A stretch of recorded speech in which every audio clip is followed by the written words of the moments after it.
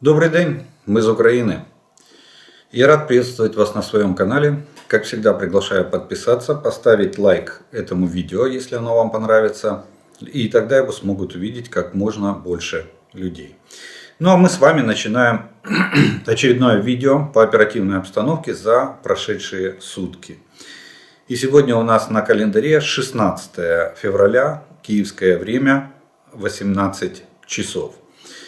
Ну что ж, ночь не была томной, скажу так. Очередной массированный ракетный удар по нашей территории со стороны Российской Федерации. Удар комплексный. Сейчас мы его с вами более подробно разберем. Ну, опять же скажу, не дождетесь. В этот раз, кстати, удар был не столько по энергосистеме Украины, сколько по объектам инфраструктуры. Пока не уточняется каким, но тем не менее. Свет есть, страна функционирует, так что не дождетесь. Итак, ночью, сегодня в ночь с 15 на 16 февраля российские оккупационные войска нанесли массированный ракетный удар по объектам критической инфраструктуры. Противник выпустил по Украине 32 крылатых ракеты воздушного и морского базирования. Примерно 12 крылатых ракет было выпущено типа Х-101, Х-555 из двух стратегических бомбардировщиков Ту-95МС из района Каспийского моря и 8 крылатых ракет «Калибр» с фрегата из акватории Черного моря. 12 крылатых ракет Х-22 с 6 дальних бомбардировщиков Ту-22М3 из района Курска. И 2 управляемые авиационные ракеты Х-59 с 2 самолетов тактической авиации Су-35 из района города Мелитополя. Силами и средствами воздушных сил вооруженных сил Украины уничтожены 14 крылатых ракет «Калибр». Точнее не «Калибр», а 14 крылатых ракет типа Х-101, Х-555, «Калибр» и 2 управляемые авиационные ракеты. К сожалению, часть крылатых ракет Х-22 достигла своих целей, поразив объекты критической инфраструктуры. Есть попадания на севере, западе Украины, а также в Днепропетровской и Кировоградской областях. Ну, вопрос, да, тут сегодня говорится о том, что уничтожение крылатых ракет у нас до звуковых проблемы не составляет, мы полностью их уничтожаем. А ракеты типа Х-22, она является сверхзвуковой ракетой, мы знаем об этом. Видите, Россия поменяла немножко тактику, они поскребли по сусекам и достали со складов старенькие Х-22, заправили их, они жидкостные, но они сверхзвуковые. Практически, я так понимаю, из 12 ракет Х-22 сбитых ни одной. На сегодняшний день надо констатировать это факт, что у нас в настоящее время на вооружении нет огневых средств, способных уничтожать этот тип ракет. Я вам неоднократно говорил, что теоретически те комплексы, которые у нас есть, типа НАСАМС, типа ИРИС-Т, они могут уничтожать эти ракеты, но только теоретически. Мы надеемся на получение комплексов Патриот и Мамба, которые именно предназначены для борьбы с такими ракетами. Вот такая вот картина сложилась на утро, поэтому что касается повторов, возможный повтор 23-24 февраля, так прогнозируют наши военные. Почему? Потому что нужно время на подготовку, но во всяком случае ракеты Х-22 их надо заправить. Они хранятся в незаправленном состоянии, а заправка это очень сложная процедура с высокотоксичными химическими веществами, а именно ракетным топливом, многокомпонентным ракетным топливом. Вот. Их надо заправить. И заправка производится непосредственно перед их боевым применением. Хранить их заправленными можно только ограниченное время.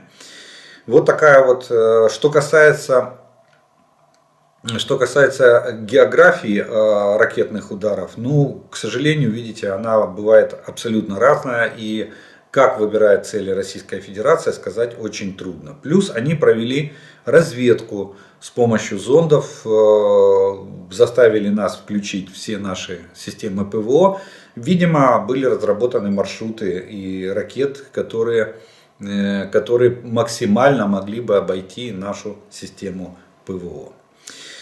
Ну, а теперь об оперативной обстановке на всех оперативных направлениях и линии фронта. В течение суток противник нанес 18 авиационных ударов. Кроме того, зафиксировано 52 обстрела из реактивных систем залпового огня. Ну, у нас за сутки было еще 3 ракетных удара, я так понимаю, местного значения по прифронтовой территории. Ну и массированный ракетный удар сегодня ночью с часа 40 до 3:40 в течение 2 часов. Они наносили такие удары. Далее есть... Российские оккупанты стреляли по гражданской инфраструктуре Донеччины, Херсонщины. Есть раненые и погибшие среди гражданского населения. Высока вероятность дальнейших российских авиационных и ракетных ударов по всей территории Украины. Противник сосредотачивает основные усилия на ведении наступательных действий на Купянском, Лиманском, Бахмутском, Авдеевском и Шахтерском направлениях. В районах Гриньяковки, Бахмута, Авдеевки, Марьинки и Угледара. Ну вот это в принципе от Гриньяковки до Угледара это уже у нас расширилась география, как я вам говорил, огненной дуги. Это линия фронта, где российские войска непрерывно атакуют и пытаются продавить или прорвать нашу оборону. За минувшие сутки подразделения сил обороны отразили вражеские атаки в районах более 15 населенных пунктов. В частности, возле Белогоровки и Серебрянского лесничества, это Луганская область, Федоровки, Бахмута, Делиевки, Авдеевки, Водянова, Первомайского, Марьинки, Угледара Донецкой области. На Волынском, Полесском, Северском и Слобожанском направлениях признаков формирования наступательных группировок противника не обнаружено. Огневому воздействию подверглись районы населенных пунктов Черниговской, Сумской и Харьковской областей. Оккупанты нанесли удары силами армейской авиации с территории России по Сумщине и Харьковской области.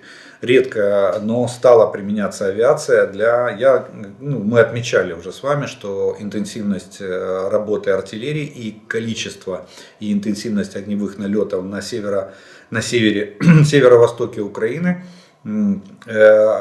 возрастает в связи с тем, что они пытаются отвлечь как можно. У них не хватает, я так понимаю, видимо, не хватает частей и подразделений, чтобы сделать вооруженную провокацию где-то в этих районах и подтянуть. Но за счет нанесения огневых ударов они не дают возможности нам перебрасывать резервы с этих направлений на Донецкое направление. А на Донецком направлении пытаются максимально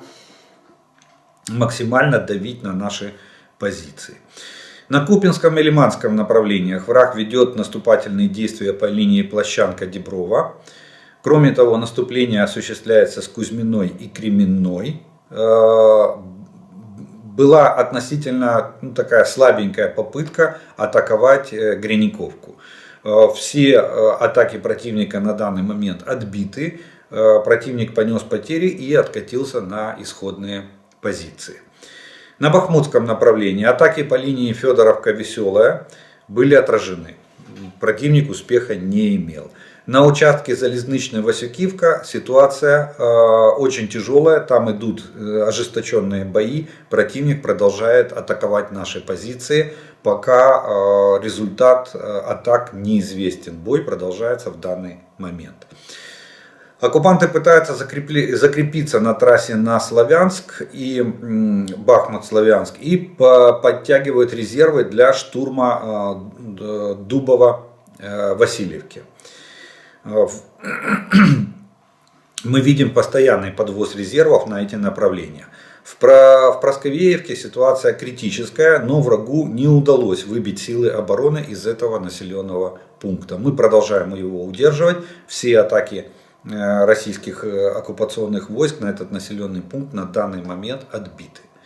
Между Ивановским и Ступочками враг, в принципе, вот тут мы наблюдали картину, что враг выдыхался в ходе атак, то есть нес огромнейшие потери, атака захлебывалась, а местами волны атакующих спасались бегством с поля боя. То есть после понесения определенного количества потерь наши силы обороны обратили в бегство атакующие российские войска. Это, еще раз напомню, между Ивановским и Ступочками. Подходят резервы, и похоже, что их направят восточнее, в сторону бывшего аэропорта. В городе, это все ситуация в районе Бахмута. В городе Бахмут продолжаются бои в восточной части города. То есть наши войска не вышли из Бахмута, была распространена такая информация. Нет, никто не выходил. Мы перегруппировались в самом Бахмуте, и там в городе продолжаются бои. Даже, видите, бои идут еще и в восточной части города. На Авдеевском и Шахтерском направлениях продолжаются штурмовые действия врага в районе Красногоровки. Это та Красногоровка, которая возле Авдеевки, Новобахмутовки и Невельского. В северной части Марьинки возможно продвижение врага. А в остальном город продолжает сражаться, город продолжает обороняться, и Марьинка наполовину находится под контролем сил обороны Украины. На Запорожском направлении огневое поражение потерпели районы более 20 населенных пунктов. Да, в остальном ситуация без изменений. На Херсонском то же самое. Обстрелы, ситуация без изменений. Обстрелы, которым подверглись более 10 населенных пунктов, причем Херсонской области. И также был подвергнут обстрелам город Очаков Николаевской области. Ну и как вывод из общей обстановки, которая сложилась на этой огненной дуге от практически Сватова до Угледара, можно сделать следующий. На сегодняшний день южный фланг Бахмута, в принципе, мы можем вызывать уверенность у нас, а вот северная окраина Бахмута, там ситуация близкая к критической, и противник периодически имеет успех и продвигается севернее Бахмута, пытаясь окружить город. На юге мы его оккупировали, и там ситуация более-менее контролируема. Оккупанты укрепляют захваченные позиции и наращивают оборону по трассе Бахмут-Лисичанск, которую они захватили в течение этой недели. В Марьинке не исключается продвижение врага, я уже это сказал, в северной части города. В общем, ситуация на большинстве участков тяжелая, но контролируемая со стороны сил обороны Украины. Далее, в Чаплинке Херсонской области 14 февраля российские оккупационные войска совершили обстрел города с целью обвинить и дискредитировать вооруженные силы Украины. То есть информационно-психологические операции с нанесением огневых ударов это можно сказать по оккупированной же территории со стороны российского командования продолжаются, и это для них норма дня. По словам свидетелей, ракеты летели с южного направления, со стороны временно оккупированной территории Автономной Республики Крым, а не с северной или западной, где находятся вооруженные силы Украины. Но для Чаплынки то западная должны были, по идее, с запада, с северо-запада прилететь ракеты. Они прилетели с юга. В Симферополе, в Автономной Республике Крым, местным центром крови начат массовый сбор крови у гражданских лиц и доставка крови из других станций переливания крови в Автономной Республике Крым. Также активно проводится пропаганда в учреждениях всех форм собственности по привлечению к забору крови как можно большего количества людей из-за больших потерь и ранения российских оккупантов по всем направлениям боевых действий. Открываются дополнительные станции переливания крови в Ростовской, Белгородской и Воронежской областях. Но если такой массовый сбор крови, это говорит о том, что количество раненых просто зашкаливает. Поэтому и для того, чтобы их как-то поддерживать, начался такой массовый сбор крови в приграничных областях Российской Федерации и в оккупированном украинском Крыму. Украинская авиация в течение суток нанесла 11 авиационных ударов по районам сосредоточения личного состава военной техники оккупантов, а также 5 ударов по позициям зенитно-ракетных комплексов. Также уничтожен российский вертолет К-52. Что ни день, то сбитый летательный аппарат. Подразделения ракетных войск и артиллерии поразили 2 пункта управления противника, 6 районов сосредоточения живой силы и 2 состава с боеприпасами. Вот такой урожай собрали наши воздушные силы и ракетные войска и артиллерия. По состоянию на сегодняшнее утро в Черном море на боевом дежурстве находится 7 вражеских кораблей. Из них 2 являются носителями крылатых ракет «Калибр». Общий залп этих кораблей может составить до 16 ракет. Вот такая вот военная обстановка сложилась на всех оперативных направлениях и на линии фронта от Харькова до Херсона. Ну а теперь 2 слова о военно-политической обстановке, которая сложилась в Украине и вокруг нас. Завтра, 17 февраля, планируется встреча 2 президентов в Москве и Беломосковье. Лукашенко и Путин собираются встретиться. Об этом заявил Песков, пресс-секретарь Путина. И основная тема встречи будет безопасность союзного, обсуждаться вопросы безопасности и вопросы союзного государства. То есть Путин пытается дожать Лукашенко подписать соглашение о вступлении Белоруссии в союзное государство. Фактически присоединение Белоруссии к России. И ликвидация Белоруссии как субъекта международного права, то есть как независимого государства. Думаю, что вряд ли Лукашенко пойдет на такие вещи. Как всегда, у него есть куча отговорок и аргументов. Тем более, что он разрешил, Российская Федерация опять разрешил вербовать белорусов. Есть сведения из Белоруссии от белорусской оппозиции о том, что вербуют военнослужащих и военнообязанных. И они подписывают контракт с Российской Федерацией и оказываются на Донбассе. То есть своего резерва не хватает, и Россия собирает личный состав где только может. В частности в Белоруссии. Кстати, да, надо отметить, что с мобилизованными есть огромные проблемы. В Российской Федерации тем, кого сейчас мобилизуют, кого там забирали в январе, феврале, они уже получают бэушные бронежилеты и каски в виде стальных шлемов образца 1955 года советской армии. То есть вот такая вот уже экипировка идет в ход. Но очень интересно отметить пару заявлений Лукашенко. Мы вчера с вами обсуждали его заявление по поводу того, что страны ОДКБ должны определиться. По принципу Лукашенко так, генеральному секретарю ОДКБ, у них, оказывается, такой есть. Я, например, не знал. Я знаю, что секретарем ОДКБ является сам Лукашенко. А что есть еще и генеральный секретарь.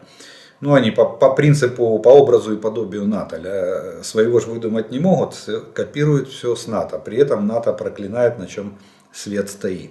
Так вот, он ему сказал, что по принципу, что никто морем не уйдет, каждый должен оставить свой след на земле. Что каждая страна-член ОДКБ должна определиться в этой войне и либо вступить в войну на стороне России, либо, вторая часть не была озвучена, но она подразумевалась. Либо по принципу «спасайся, кто может, быстро выходить из ОДКБ». Фактически, мне кажется, что Лукашенко дал посыл на развал этой организации. Хотя, думаю, что искренне хотел подлизнуться к Путину в плане того, что я же агитирую за вас, за то, чтобы вы в страны Армения, Казахстан, Таджикистан, Туркменистан вступили в войну на стороне Российской Федерации против Украины. А сам он четко определил, что что Белоруссия не вступит в войну против Украины до тех пор, не только вообще не вступит в войну до тех пор, пока вражеский солдат не переступит территорию Белоруссии и не придет на территорию Белоруссии убивать моих людей. А у меня вот тут вопрос к белорусам. А вы крепостные, что ли, там в Белоруссии? Вот меня интересно, почему Лукашенко... Лукашенко не сказал в своем заявлении, что пока вражеский солдат не придет убивать белорусских граждан или белорусский народ, до тех пор Белоруссия не вступит в войну. Он сказал, пока вражеский солдат не придет убивать моих людей.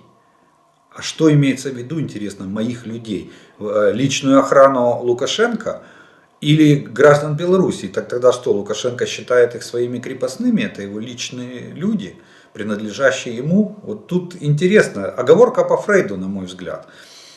Так что вот такая вот ситуация. Ну и, конечно же, Лукашенко оправдал, что вторжение российских войск в территории Беларуси, это же было не вторжение. Это была, оказывается, защитная реакция со стороны России, потому что Украина не захотела с Россией договариваться по Минску-2 и вообще решать вопрос сложения своего суверенитета перед Российской Федерацией. Вот поэтому, но это не вторжение, он сказал. Он сказал, что украинские власти сами спровоцировали эту операцию. Тем, что не захотели договариваться с Россией. Вот. А это не вторжение, а это спасение было. Безысходность в спасении российских граждан. Какие российские граждане в Украине, вообще понять очень сложно. Или русских людей, вот так вот он назвал. Русские, где вы видели русских людей в государстве Украина? Этнически, может быть, они русские, но они граждане Украины. Следующее. Страны НАТО намерены передать Украине достаточно танков, в том числе и Леопарда II, для формирования нескольких танковых бригад вооруженных сил Украины. Об этом заявил президент Польши Анджей Дуда. Ну, коалиция сформирована, она, кстати, может быть расширена. Эта коалиция, она состоит из 8 стран, уже я вам ее оглашал, которые будут поставлять Украине оружие.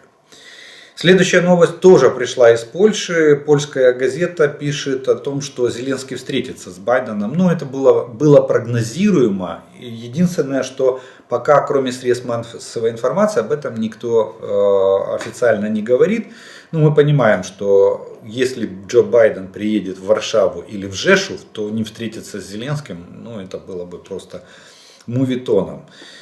Тем более, что наша страна выполняет ключевую роль в плане борьбы с российским фашизмом на европейском континенте. А может быть даже и на евроазиатском, да я бы даже так сказал. Вот. Но тут еще другие, более смелые предположения начали высказывать в том контексте, что может быть и Байден и появится в Киеве. Не равен час, все приезжали в Киев, уже даже израильский министр иностранных дел приехал в Киев и открыл израильское посольство. И сказал, что посольство Израиля будет работать здесь в штатном режиме, в городе Киеве, как ни в чем не бывало. Остальные, остается только Джо Байден и, наверное, еще король Великобритании, кто не посетил Киев в ходе вот этой российской агрессии против Украины. Ну, посмотрим, как будет развиваться либо в Жешове, а может быть и в Киеве. Кстати, это бы сыграло, на мой взгляд, очень позитивную роль в плане рейтинга Байдена в самих Соединенных Штатах. В США считают, что Россия может собрать силы для наступления не раньше мая месяца. Об этом пишет CNN. Западные союзники не видят существенных изменений в способности российских сил, сконцентрированных на востоке Украины, проводить военные операции, необходимые для захвата и удержания новых территорий. Ну, кстати, здравая мысль в том плане, что и генералы российские пытаются Путину объяснить, что на сегодняшний день нету. Видите, они пытаются атаковать методами Первой мировой войны. Штыковые атаки, волна за волной, личный состав идет, выезжает один танк на поддержку пехоты и работает артиллерия. Артиллерия лупит куда попало. Молодцы, надо отдать должное, что вы тратите побольше снарядов, нам меньше будет проблем. Точность ведения огня российской артиллерии на сегодняшний день ну, я бы сказал так, нас устраивает, бьют куда попало, но только не в те цели, которые нам бы не хотелось, чтобы они били. Следующее. В Соединенных Штатах не считая, ну, это не Блинкин сделал заявление, и издание Политика написало, что он говорит, что Соединенные Штаты не считают мудрым шагом возвращения Украины и Крыма военным путем, пишет Политика. Госсекретарь Энтони Блинкин заявил, что Белый дом не активно поощряет Украину вернуть себе Крым, но решение принимает только Киев. Так что, ну, посмотрим. Я тоже говорю, что Крым надо возвращать по мере, точнее, путь возвращения Крыма надо определять по ходу самой войны. Война покажет, поле боя все покажет, как мы будем освобождать военным путем, или Крым нам будет возвращен дипломатическим путем в ходе этой военной кампании. Никто затягивать там в годовые переговоры или откладывать решение Крыма на потом никто не будет. Территориальная целостность и суверенитет Украины должен решиться на поле боя сегодня и сейчас. Именно в этой войне. Далее Wall Street Journal, точнее, извините, не Wall Street, Институт изучения войны, Американский институт изучения войны считает, ну они же занимаются аналитикой, и они посчитали, что на сегодняшний день Российская Федерация потеряла около 50% своих современных танков в войне против Украины. То есть мы практически выбили все Т-72Б3, Т-72Б3М. До войны у России их было не менее 1800 штук. На сегодняшний день осталось меньше половины. Не хватает личного состава, техники для крупной наступательной операции. Это выводы на основании на основании различных разведок Соединенных Штатов Америки. И пишут, что война против Украины колоссально истощила резервы, техники и живой силы страны-оккупанта, необходимой для нового наступления на Востоке, говорится в сообщении Института изучения войны. Ну, мы это наблюдаем. Очередное подтверждение тому, что на сегодняшний день Российская Федерация начинает исчерпывать свои запасы в плане техники и вооружения. Личный состав есть, да, а вот на что его сажать и чем воевать, здесь огромный вопрос. Все то, что хранилось десятками тысяч даже на длительном хранении, оно оказалось на сегодняшний день не боеспособным. Ну и еще одна новость, это Европейский парламент принял резолюцию, причем большинством голосов, 444 депутата проголосовали за, 26 против и 37 воздержались. Резолюция о том, что с призывом к странам коалиции предоставить Украине истребители, современные западные истребители. Так что надеемся, что, ну, в принципе, я и говорил, что план, скорее всего, истребители мы получим вместе с средствами ПВО новыми, которые могут прикрыть аэродромы с их размещением, ну и готовностью Украины к контрнаступлению. Вот как у нас сухопутная компонента будет готова, группировка войск для контрнаступления, тогда прибудут и истребители и будут прикрывать. Мы надеемся, что это будет F-16, потому что он многоцелевой, может выполнять в том числе и задачу штурмовой авиации. Вот. Ну а также может выполнять задачи бомбардировщика. Тоже довольно хорошая штука. Кстати, появилась информация о том, что Россия стягивает войска, даже из Арктики выводит войска. Вот уже куда добрались. Дальний Восток уже бог с ним, уже из Арктики. Вывели арктический дивизион комплекса ТОР-2М. Но это средство ПВО, это не наступательное вооружение. На базе вот этого сочлененного тягача, нового вездехода, точнее не тягача, а вездехода, Торовский дивизион, выведен из Арктики, скорее всего будет переброшен либо на Донбасс, либо будет расставлен по городам России, вот так, как они сделали это в Москве. Понаставляли систем ПВО на крышу и к чему-то серьезному, я так понимаю, готовятся. Ну, может быть, кто-то прилетит бомбить Москву. Может быть. Война это штука такая непредсказуемая в некоторых вариантах. Ну что ж, на этом мы как бы первую часть нашего видео военной и военно-политическую мы закончим. По традиции я делаю паузу. У вас есть время подписаться на мой канал, кто еще не подписан, поставить лайк этому видео, если оно вам нравится, и тогда его смогут увидеть большее количество людей. И через некоторое время мы с вами продолжим.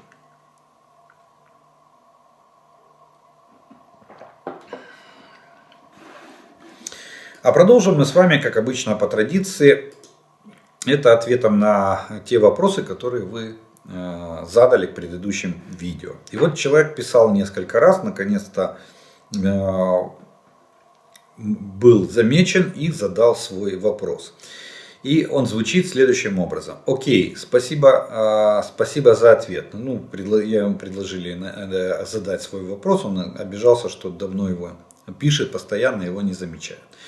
Мне хотелось бы задать, было предложено задать актуальный вопрос. Вот он постарался и задал. Мне хотелось бы задать следующий вопрос. На фоне того, что в вопросе о западных танках для Украины лед окончательно тронулся, и наше правительство, Германия, он гражданин Германии, решило поставить Украине не только Леопард-2, но и Леопард-1. Все чаще в интернете можно услышать и увидеть критику, что эти леопарды никчемные, что они слабы против российских Т-72. Когда-то летом вы говорили позитивно о качествах Леопард-1. Я почти всю жизнь с детства живу в Германии и когда-то проходил службу в Бундесвере, в саперном батальоне. У нас было много инженерных машин на базе Лео-1. Так немцы сокращенно называют леопарды. Лео-1, Лео-2. Поэтому я знаю, что это. Но я не знаю Т-72. На ваш взгляд, будет ли Леопард-1 хорошей помощью для украинской армии? Каковы, на ваш взгляд, шансы Леопарда первого при встрече с Т-72? Заранее спасибо за ответ. Победа будет однозначно за Украиной. Добро пожаловать в европейское сообщество. Но смотрите, давайте так. Да, действительно, Леопард-1 довольно старый танк. Тем более, что там, когда его создавали, то конструкторы уменьшили количество брони, ее толщину для того, чтобы сохранить, ну не то что сохранить, а для того, чтобы придать танку маневренность, более высокую маневренность. И за счет маневренности получить больше огневые возможности этого танка. Вот. И поэтому Леопард-1 это скорость и огневая мощь. У него 105-миллиметровая пушка нарезная. И, соответственно, нарезное орудие, мы знаем, оно имеет больше огневые возможности, чем гладкоствольное орудие. Оно имеет большую живучесть ствола. Ну, а вот за счет того, что была уменьшена броня, то она, соответственно, танк получил большую удельную мощность, что позволило ему быть более маневренным. Что касается танка Леопард-1, я говорил, что он создавался в противовес Т-55, Т-62, когда он начинал создаваться. Но потом, когда появилась Т-72, сначала Т-64, потом сразу же почти появился Т-72 танк, естественно, встал вопрос, что Леопард-1 очень сильно уступает этим танкам. 72 была, давайте так, 72 это была дешевая, удешевленная производная от Т-64. Т-64 не тянуло наше государство, и поэтому в течение 6 месяцев Уралвагонзавод предложил разработку, было поставлено задание правительством Советского Союза, и Уралвагонзавод за 6 месяцев фактически склепал 72-ку. Это была более удешевленная версия Т-64, и двигатель у него был дизельный. А вот пушка, там, заряжание и все остальное у него было практически взято от Т-64. Вот. Даже некоторые особенности, там, по-моему, башня у них немножко похожая и так далее. Ну и 72 стала самым распространенным танком, потому что дешево и сердито было ее выпускать, и получила самое массовое распространение. Так вот, когда появился Т-72, конструкторы озаботились тем, что Леопард-1 намного проигрывает 72. И тогда появились версии модернизации. И практически в своей почти последней версии модернизации, то на А5, я скажу так, что Леопард-1 вышел на паритет с Т-72. Т-72, Т-64 фактически равны, паритетны Леопарду 1 в версии А5 на поле боя. В любом случае, всегда живучесть танка на поле боя будет зависеть от экипажа, от его наученности, от его навыков. Вот. Но если мы говорим, что кто же будет более живучий на поле боя, то я бы, наверное, отдал преимущество Леопарду 1. Почему? Потому что он скомпонован более лояльно или более так направлено на живучесть самого танка и живучесть экипажа этого танка. Вот 72 он делался как танк прорыва. На танк прорыва на поле боя его живучесть особо никого не волнует. Главное, чтобы он прорвал оборону противника на высокой скорости, при этом мог вести огонь по объектам противника и прорвав оборону, образовал ли вот эту вот брешь. Поэтому, если говорим о живучести на поле боя, то, скорее всего, Леопард-1, на мой взгляд, в версии А5 будет получше, чем Т-72. Вот. Это при том, что по своим тактико-техническим характеристикам они примерно паритетные машины. Что 72, что Леопард 1. Но, если мы говорим о версии А5, то, наверное, и дуэли на поле боя, одно дело там, общевойсковой бой, другое дуэль. Если вот Леопард 1 и 72 выйдут на гипотетическую такую дуэль, то, скорее всего, Леопард 1 будет иметь преимущество. Преимущество в оснащении оборудованием, электроникой. Он более насыщенный, у него более мощная пушка за счет того, что она нарезная. И хотя у 72 калибр больше на 20 мм, и она более точная за счет системы управления огнем и уже установленного на Леопард-1 версии А5 лазерного дальномера. Вот такой я бы сделал, наверное, вывод. Ну а если мы говорим о надежности, то есть по живучести Леопард превосходит 72, потому как он сделан больше как танк, более стойкий к условиям современного боя. 72 танк прорыва, быстро и сгорел. Вот. В дуэли, наверное, за счет автоматики и за счет электроники тоже Леопарду можно дать преимущество. Ну а в надежности тут немецкие машины преобладают над бывшими советскими машинами, ныне российскими. Если сравнивать качество даже вот в таком военно-промышленном комплексе, то, конечно, немецкое качество стоит на голову выше. Так что в техническом отношении тоже Леопард, на мой взгляд, первый имеет преимущество над Т-72. Вот такая вот моя была характеристика на сегодняшний день. Конечно, если сравнивать с Т-80, с Т-90, то Леопард-1 это прошлое. Это танк, который уступит во многих параметрах современным версиям 80-ки, особенно в версии БВМ, ну и Т-90 в версии, допустим, Т-90А, это экспортный вариант, и Т-90М прорыв. Вот. Так что вот примерно так бы я охарактеризовал бы этот соотношение Леопард 1 и Т-72. Следующий вопрос. Мы из Австралии. Каждый день проклинаем Путина и его фашистов-приспешников, пьяных подсвинков страны, за разруху, кровь и смерть, которые они несут. Желаю Украине, да и России скорейшего освобождения. Вопрос, могут ли разведывательные дроны определять точные координаты наблюдаемых целей и сообщать эти детали для ударов. Или система включает только визуальное подтверждение и пристрелку. Нет, все зависит от оснащенности дронов. Если у дрона есть соответствующее оборудование и программное обеспечение, то он точно определяет координаты цели и передает готовые координаты этой цели.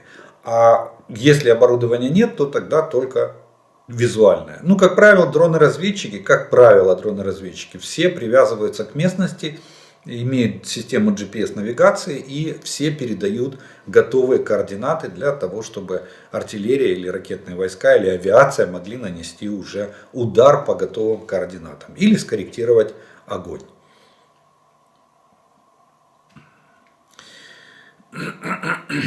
Подскажите, пожалуйста, только ваше видение, как я понял, у Украины будет возможность сделать одно наступление. Возможно, у вас слышал, возможно, в других источниках, насколько это правда и какие действия могут быть после этого. Уход в оборону. Я не знаю, где вы такое слышали о возможном одном наступлении. Наоборот, мы говорим о том, что просто мы хотим, насколько я понимаю, замысел нашего генерального штаба и желание всей страны, чтобы началось одно масштабное контрнаступление, которое бы привело к освобождению нашей территории. Каким способом, или это будет с наращиванием усилий и контрнаступлением на разных направлениях, допустим, на одном начали, на втором продолжили, либо это будет просто каскадный обвал обороны российских войск, в случае глубокого прорыва наших войск в российские боевые порядки, это уже не важно. Но не будет так, что сходили в наступление и сидим полгода ждем. Нет. Именно для этого западная коалиция стран дает нам такое количество вооружения. Вот сейчас согласовано и сейчас начинает передавать такое количество вооружений для того, чтобы мы смогли сформировать довольно большую группировку войск, которая способна будет обеспечить освобождение большей части или всей территории, оккупированной российскими войсками в границах 1991 года. Добрый день, Олег Владимирович. Если попасть в установку ТОС «Санцепек», то детонация боеприпасов в самой установке будет с тем же эффектом термобарический? Нет. Термобарического эффекта не будет. Почему? Потому что надо, чтобы чтобы снаряд взорвался по определенному алгоритму. То есть с соблюдением технологии. Сначала идет разброс детонаторов, потом распространение облака до создания необходимой консистенции с воздухом и потом подрыв детонаторов, тогда получается объемный взрыв. В стволе получается, что снаряд представляет собой баллон с вот этим газом, сжатым газом, взрывчатым веществом плюс детонатор, они все находятся в одной куче, будет просто взрыв. И горение. Взрыв и горение боеприпасов. Кстати, в подтверждение моих слов, буквально 2 дня назад на YouTube появилось видео, как наша артиллерия попала именно в Санцепек. Вот то, что вы спрашиваете. Посмотрите это видео. Прекрасно горит, но не взрывается объемно детонирующим взрывом.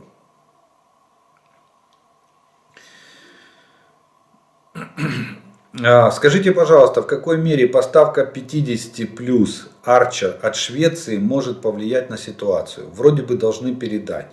Это не говоря о 18 или 19 на базе Татра от Дании и 12 от Франции Цезарей. Ну, что-то вы так все в кучу набросали. Никто нам 50 Archer не дает. Их столько нету в Швеции, в самой. Арчеры, насколько я знаю, дают нам, по-моему, дивизион 12 штук.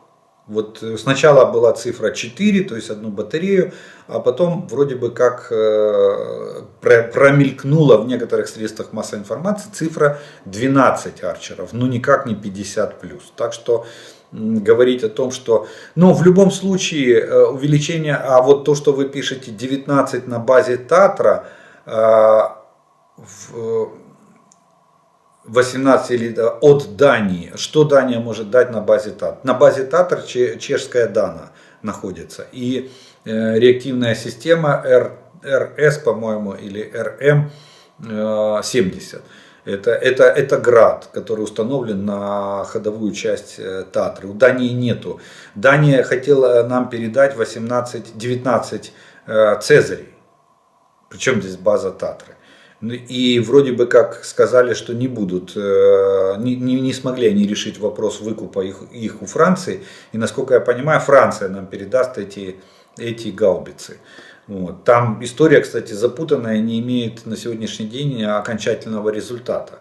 Вот. Так что Франция, да, дает, по-моему, не 12, а 18.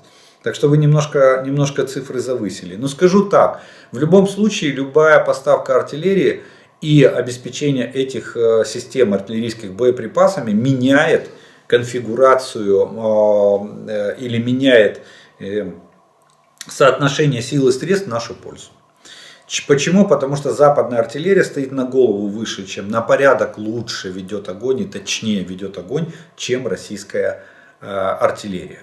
Поэтому с каждой пришедшей САУ, с каждой пришедшей гаубицей в состав вооруженных сил Украины мы набираем с огневой мощи и приближаемся к паритету и преимуществу, и последующему преимуществу над российской артиллерией. Пока надо констатировать факт, с величайшим сожалением, российская артиллерия имеет преимущество в численности, именно в численности и в количестве, и в возможностях выкладки боеприпасов на грунт по нашим объектам или по нашим целям. Чтобы обнаружить позицию, следующий вопрос. Чтобы обнаружить позицию ПВО с помощью аэростата, на аэростат надо повесить радиолокационную станцию кругового обзора, снять, условно, снять с самолета А-50, например. Но зачем? Да, действительно, аэростаты, они не предназначены для того, чтобы обнаруживать какие-то позиции. Аэростаты предназначены для того, чтобы вскрывать систему ПВО. Вот самолет А-50 там летает где-то вдоль границы Украины, допустим, в белорусском воздушном пространстве, и смотрит, где включаются наши радиолокационные станции. И, соответственно, РЛС составляет карту, А-50 этот самолет составляет карту радиолокационных станций, и таким образом они видят, где находятся наши глаза и уши. Системы ПВО, системы ПРО. Но я уже говорил неоднократно, за счет маневренности комплексов, что у нас не осталось стационарных, они постоянно меняют свои позиции. Поэтому сегодня их засекли на этих местах, а завтра они развернулись на других местах. И когда идет огневой налет, массированный ракетный удар, то ракеты могут прилетать уже по пустому месту. Вот. Но зонды, да, аэростаты, которые они пускают вот к нам, они предназначены только для вскрытия системы ПВО нашей страны.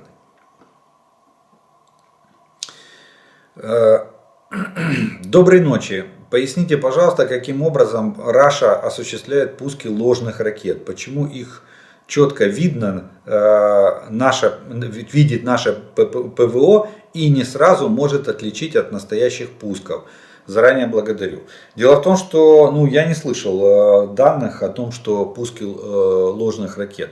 Ложные цели появляются уже у межконтинентальных баллистических ракет. У тактических ракет или оперативно-тактических ракет нет ложных целей. Могут быть ракеты с головным весовым макетом, то есть не осколочно-фугасной головой, а учебно-боевые, у которых головной весовой макет вместо головной части с тротилом. То есть вместо фугасной головы ставится весовой макет. Это может быть. Но и даже, кстати, по-моему, было несколько случаев, когда прилетали ракеты, падали и не взрывались. Это было еще летом прошлого года. Мы засекали, и точка У прилетала с ГВМ, и Искандеры, баллистические ракеты, тоже прилетали с ГВМ. Но ложных целей нет. Ну а вообще я вам должен отметить, что дело в том, что отличить ложную ракету от неложной, от боевой невозможно. Невозможно. Потому что они имеют абсолютно одинаковые параметры. У них абсолютно одинаковые характеристики, баллистические характеристики, не боевые, а баллистические. Поэтому в полете они летят абсолютно одинаково. И на радаре они отражаются абсолютно одинаково. Отличить ложную от настоящей невозможно с помощью радиолокационной станции. Добрый вечер. Так. Доброго вечора. Яка на вашу думку вірогідність того, що Росія стане на воєнні шпали в процентному співвідношенні? І коли це може трапитись? На военные рельсы, ну почему-то вы написали шпалы, на военные рельсы Российская Федерация может стать, но для этого, мне кажется, понадобится не меньше года, а может быть и 2. Почему? Потому что с учетом санкций, которые наложены на Россию, если не брать западные технологии, то восстановить советские технологии по производству вооружения, Россия сможет где-то через год, а может быть и через 2. При условии того, что завтра, допустим, прекращается огонь, все, никто никого не стреляет, и вот с этого момента Россия всю мобилизацию бросает на подъем ВПК, на модернизацию своего ВПК и перевод его на военные рельсы. Тогда год или 2, в течение года-2, да, они могут наладить какие-то производства, которые будут клепать запчасти, комплектующие для старой советской техники. То есть восстанавливать старые советские технологии и, соответственно, восстанавливать старую советскую технику. Почему я акцент делаю на слове старую? Потому что у них нет современных разработок для того, чтобы модернизировать те же 72-ки в версию B3. Насколько я знаю, в версии B3, Т-72 B3 стоит французский прицел. Не российский, а французский. Там другая электроника, радиостанции там могут стоять, допустим, турецкие или китайские. Вот. Китай, может быть, и продаст еще радиостанции для танков России, но другие страны вряд ли продадут. Плата, чипы, там сейчас выясняется, как американские чипы попадают в Российскую Федерацию. Сейчас американские компании, чьи чипы мы обнаружили в новых дронах российских. Сейчас Соединенные Штаты будут разбираться со своими производителями, как товары двойного назначения попали в Россию. Поэтому сейчас идет ужесточение и введение вторичных санкций. Сейчас уже нельзя отмазаться, мы не продавали России напрямую, поэтому не знаем, почему наши чипы там. Нет, сегодня понесут наказание. Соответственно, Россия останется на своих советских образцах, если им удастся восстановить советские технологии, то я думаю, что за год-два они могут перейти. А в процентном отношении это оценить очень тяжело. Что вы имеете в виду в процентном отношении на военные рельсы? Что 100% экономики переведут на военные рельсы? Где-то 100% уже никак не переведут, потому что 140-миллионную страну надо еще кормить, одевать и обувать.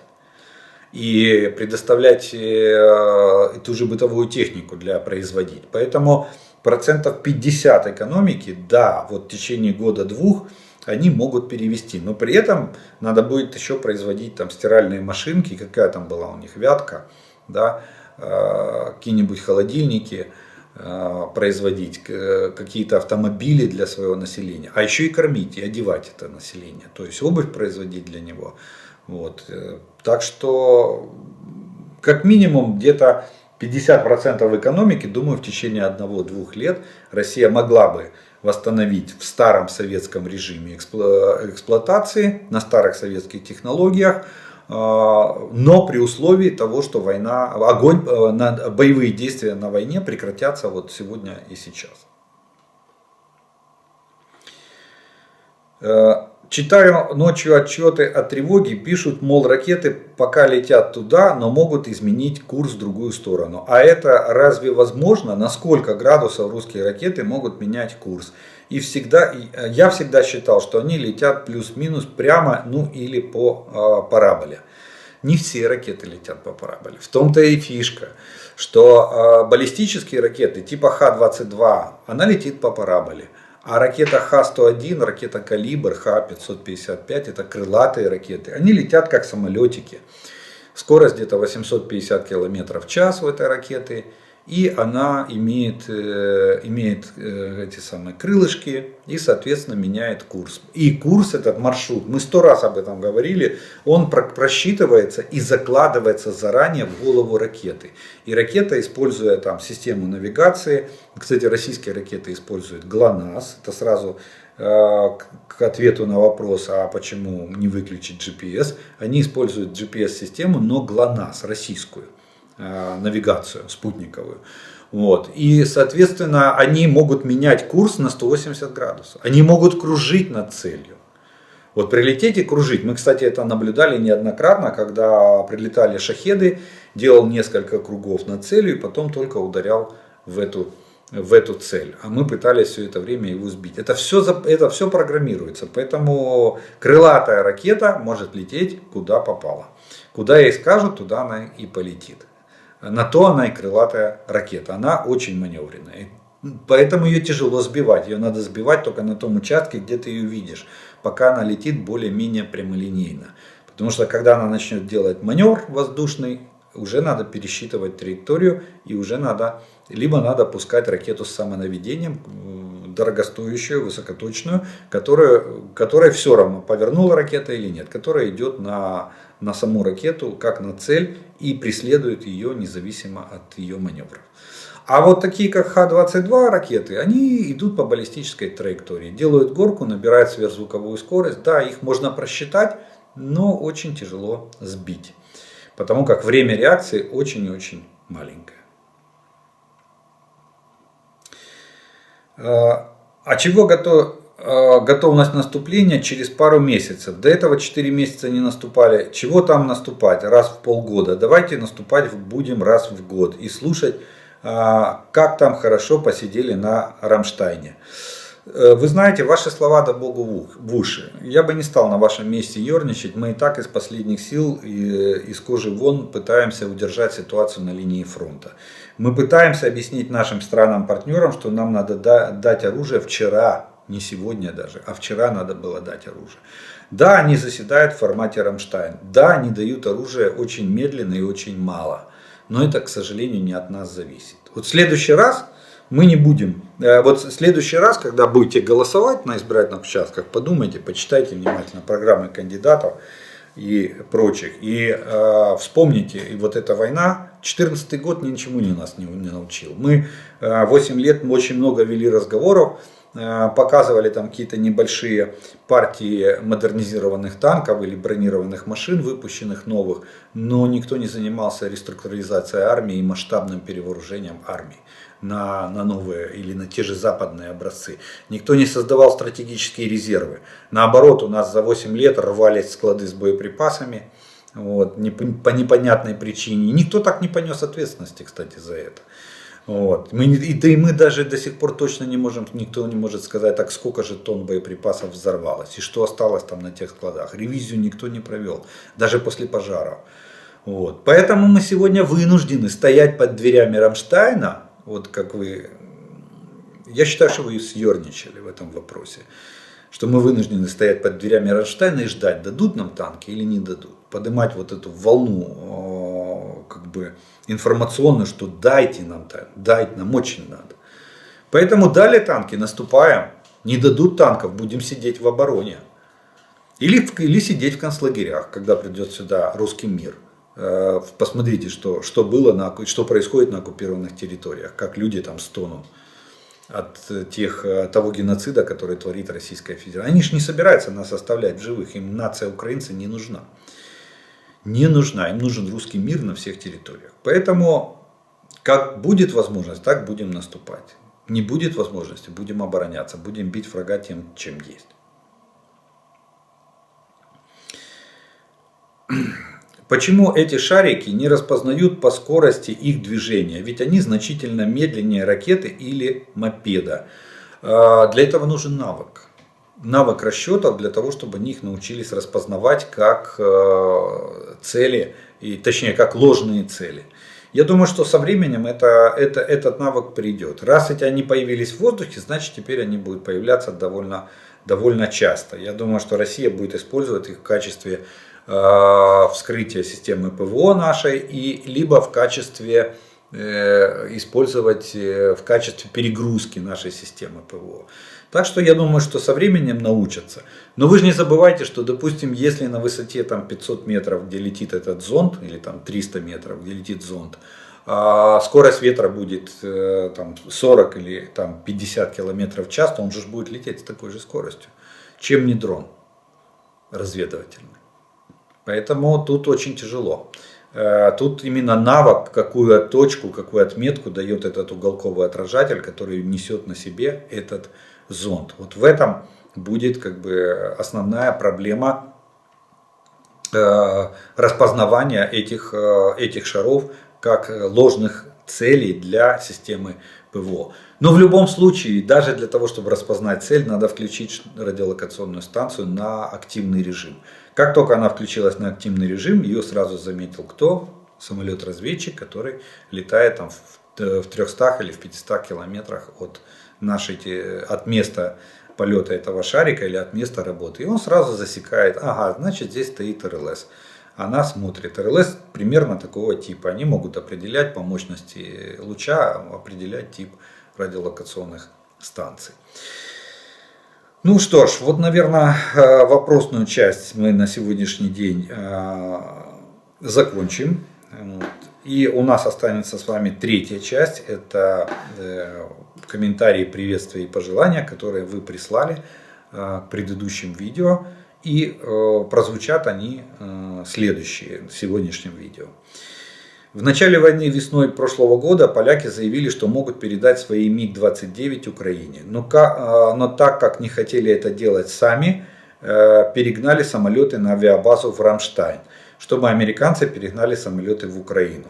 Было условие, что США поставят свои истребители в Польшу вместо МиГ-29. Однако далее выяснилось, что эти самолеты получили модернизацию бортовой авионики, а выполнили это израильтяне, которые на тот момент не разрешили передачу польских МиГ-29 со своей аппаратурой в Украину. Так что этот вопрос зависит не только от США, но еще от Израиля.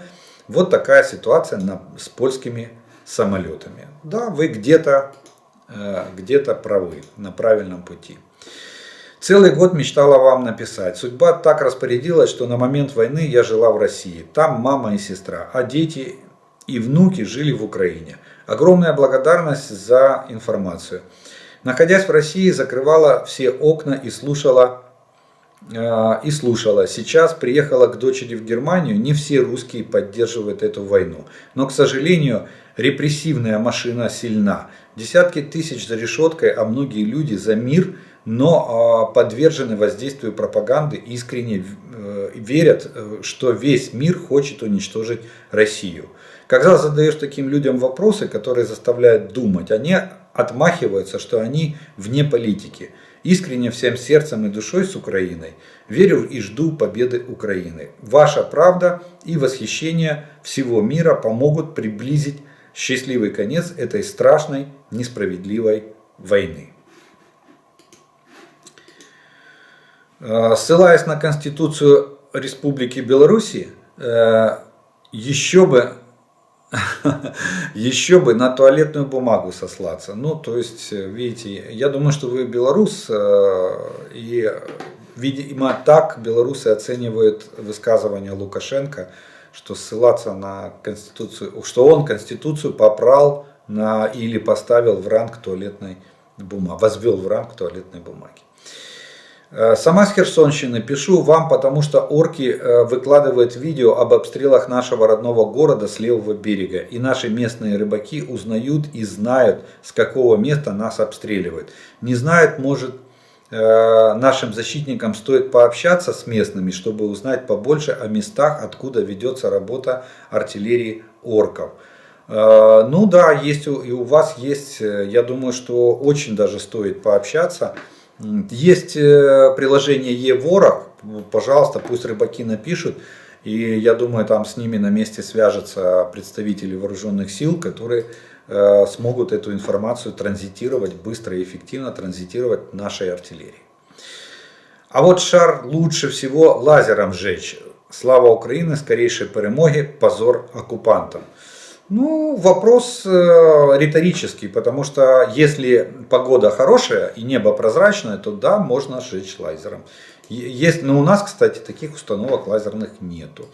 А вот если дождик, снег или туман, то тут уж звоняет и лазер, к сожалению, бессилен.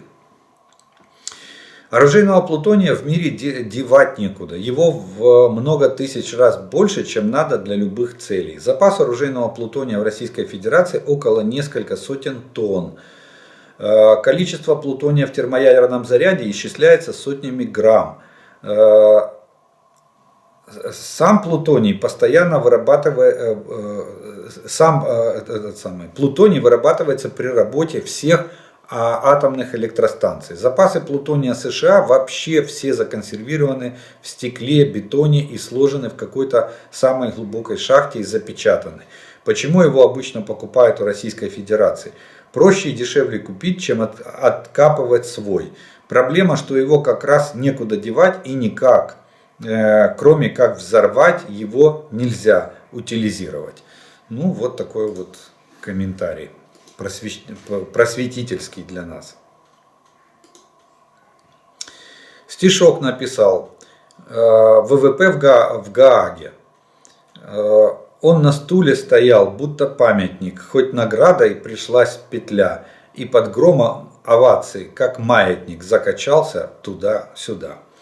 Усачев Владислав. Вот такая вот подпись под этим стишком. Про переодягання. З нашого боку таке теж було. Наші солдати взяли посадку і захопили радійку росіян. Радійка – це машина, радіостанція на автомобілі. Передяглися та й по радійки викликали підтримку. Прийшли росіяни на зов радійки, а їх любо та жвавенько прийняли в полон. Ну, вот такой вот эпизод из боевых действий. Если Украине не дают нужного оружия, не дают в кавычках, и все об этом только и говорят, то это значит, что Украина получит все, что надо, все будет Украина. Дякуємо за огляд останніх новин. Очень похоже на действия японцев в конце Второй мировой.